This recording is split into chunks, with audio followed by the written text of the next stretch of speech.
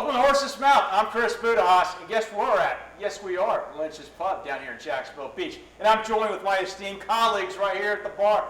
I got Chris Aquart with Aquart voiceover. Aquart voiceover. Got it. Got Jim May with ACA Staffing Solutions. Josh Wicke, got it right? Yep. Leonidas Venture and Holdings, and then Bruce Jackson with CBRE Data Centers Solutions. Man, that's a lot of things to say for a kid with a public school. So it's good to see you guys. Good to see you. So tell me what you're doing. I provide voiceover services to clients that really need to get their story told. Okay. So anything from commercials to podcast or e-learning promos, things of that nature. So I try to give their vision a voice is what my motto is. Okay. So what I'm trying to do is listen, because I'm in the service business. Yeah. And that's what I say first and foremost, is that Okay. I'm a service provider. The service is what is it you're trying to convey to the customer. How long have you been in this space? I've been doing it now for the last 4.5 years. Okay. So yeah. How's business? Not bad. Keeps me steady. I know we're going to get in this term called AI. Sure. Any concerns with No. your job going away? No, not at all. I don't have that concern. Yeah. I don't think it's there yet. Yeah. So I think I got some time. Yeah, when you see these deep fakes, you're like, Right. I don't think that's real. Everybody gets tired of hearing the same YouTube guy tell them about something. So yeah. Yeah, that's great. Well, it's Yeah. good to see. How's business going? Pretty good? Oh yeah, definitely. Very well. I'm represented by 2 agents, one in Ohio, the other one in San Diego, California. Okay. So I've heard of both those. Yeah, so, that's great. yeah. So how Keep do they it find the steady. company? Aquart voiceover, AQUART voiceover.com. You'll find the link there to me. You'll see all my demos. Okay. And a contact me page, landing spot for you to go to, and we can discuss and talk as much as we need to and get the word out. That's great. So Jim, good to see you. So Hey, how are you? tell us about staffing. What's going on? Tell me about your company. Well, yeah, About sure. staffing. ECA Staffing, we're in our 20th year of business. Oh. We are a nationwide provider of IT and professional staffing services. We do both contingent and direct hire work for our clients. Yeah. So we're excited. We had a great 20-year run, and we're hoping for another 20 after this. That's wonderful. Yeah, How- based here in Ponte Vedra Beach, Okay. and offices So in. you're not that old, I can tell already, No, but maybe. back when it was a lot smaller than it is right now. It is, yeah. I moved here in '96, so Okay. I've seen a lot of change, and we're watching it grow every day. Yeah. And what's the demand like in the staffing space? So, we got our start in technology staffing, and that kind of rode the wave, and now we've moved a little bit more into professional as well, accounting, Okay. marketing, sales, back office type work. Technology is changing every year, Okay. and with AI, I think we're going to see a big launch again. Yeah. We're just not sure exactly how it's going to look, so we're all kind of waiting to see. That's great. Mm-hmm. And so how do folks find ECA? So our website, ecastaffing.com, and then we're on Twitter, Facebook, you name it, all the Okay. social platforms, LinkedIn. That's great. So, and all of our jobs are posted out there as well. Thanks for that. Sure. So Joshua, we were talking about it off camera. I won't get too deep into it. So Okay. what's the pace of technology? What are you watching and why is it important? Right now I'm watching a company called Wicke Nano. Okay. It's photonic processors, smaller, scaled down, almost quantum-based Yeah. computer chips that can fit inside of a cell phone. Mainly because I feel like we're unfortunately about to shift away from the large server farms with GPUs and MPUs Okay. and have on-device personal AI assistants. Okay. That I think will be a force multiplier and won't destroy the current labor market Yeah. as it is now. I mean, if it's natural language, all you gotta do is just talk to it. Right. Tell it what you needed to do. If you got SOPs, just feed it that, and Yeah. it will guide your employees through it. So tell me about Leonidas. It's hard to explain. Okay. It's a Hopefully, company. What's the mission? just to make the world a safer, more equitable place for Okay. everybody. Okay. Not just locals, not just Americans, but everybody on the planet. I mean, we have enough resources on the planet to take care of everyone. Oh, yeah. However, things have been siloed in places that are kind of hard to get to. Yeah. And I think that AI, decentralized finance, governance, and a couple other things might create a path where we can collapse cost of living expenses as close to zero as possible, and give everybody a chance. I don't think it's going to destroy the labor market. I don't think it's going to destroy business the way it is now.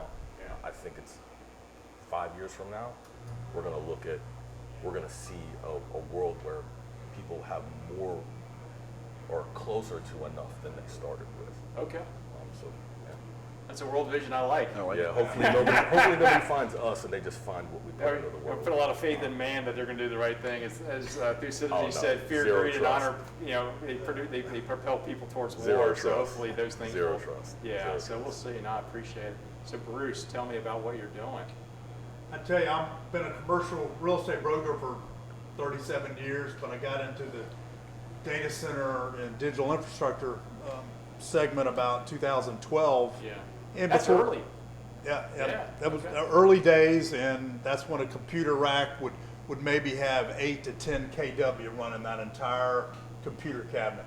Yeah. Now with the AI chips and machine learning, these cabinets need to have up to 100 to 150 kW per cabinet for really an AI intensive use. So what that's done for me in Florida is nobody wanted to build a new data center in Florida because of the perception of hurricane and flood risk. Right. Now, we're the third most populated state in the country with 23.5 million people. Wow. Hyperscale and data centers that are AI capable need to be in Florida for proximity, and that's how AI and machine learning, that's how they learn. Yeah. So I'll tell you, it's been good lately, Chris, it has. I was going to ask you, how's business? Pretty good. It's good, it can always be better because Florida is just now becoming, quote, into the sunshine for data centers because we have available power and we have the need. And Yeah, I saw the company on Jacksonville Business Journal, NRG, coming out of Miami. They're going to put a data center past the airport in Nassau County, I believe. yeah, that's going to be a smaller one. Is it? Okay. Unfortunately, we have a little JEA, Jacksonville has to catch up a little bit in the Yeah. power availability department. Okay. But a lot of people don't realize just down the street here, we have 2 cable landing stations that support submarine fiber optic cable going down the east and west side of South America. No kidding. It's anchored here. I did not know that. Yeah, a lot of people don't know. And there's a third Yeah. one's going to be built down in Flagler County. So that tells a great connectivity story for Florida, for North Florida It's a especially. great opportunity. Yeah, It really I is. love that. It's good for all of us. So, a question I got for all you guys. So, talking to folks at City Hall and business owners. So, we're looking at 500,000 to 700,000 people moving into Northeast Florida in the next decade. What would you like to see with that amount of growth coming here, Chris? Well, I think number one, I think connectivity to downtown. Okay. I think getting the downtown scene more active. I moved here in 2017, Okay. and I noticed that it was dark Yeah. downtown. So I would like to see, some vibrancy to come to downtown. Yeah. And I know that's coming soon, so hopefully in the next, 5-6 years. I hope should so, see that. too. We Yeah. should see that. I'm hoping so.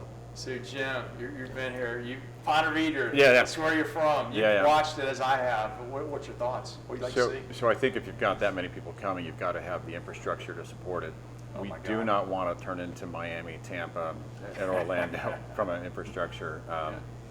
It seems like we're always building a road and then going back and rebuilding the road again 10 years later because we didn't think ahead. And I know the state does lots of crazy things, but Yeah. so infrastructure would be huge, and then maybe some of those high-paying jobs to go along with it. For so long, Jacksonville was considered a market with, lower to mid-level type jobs. I think we've seen a big shift over the last 10 years, and hopefully over the next 10 we see even more where we've got bigger companies who are moving to Jacksonville and bringing those jobs with them. No, I appreciate that. Like I told somebody a couple times the last 2 months, build a Jacksonville for the 2 younger generations to be here.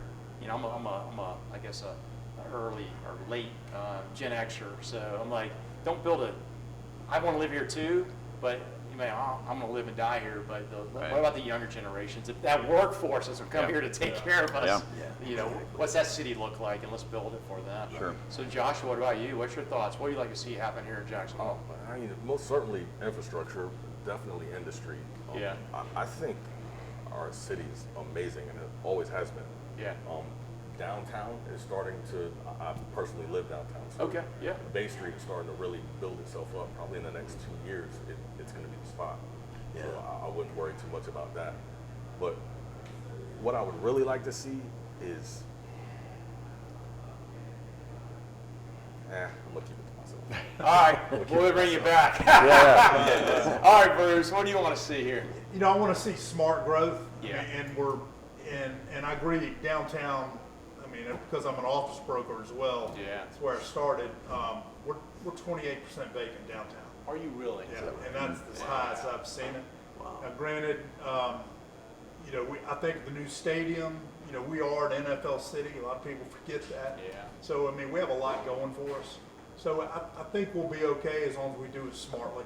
Yeah, that's wonderful. Which No, I think we will. hey, thanks. It's funny, you know, we got like a wide division of what we're all doing, but we all have a passion for the city of Jacksonville, Sure. what's happening here. Born and raised. What a great testament to what a great place to live.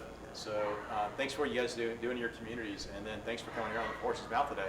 Appreciate it. Thank Love you. it. Thanks for Hey, having us. folks, connect with us on LinkedIn, connect with all other social, check out everybody's profile. Check us out in the show notes. We'll see our next segment on Live with Gratitude.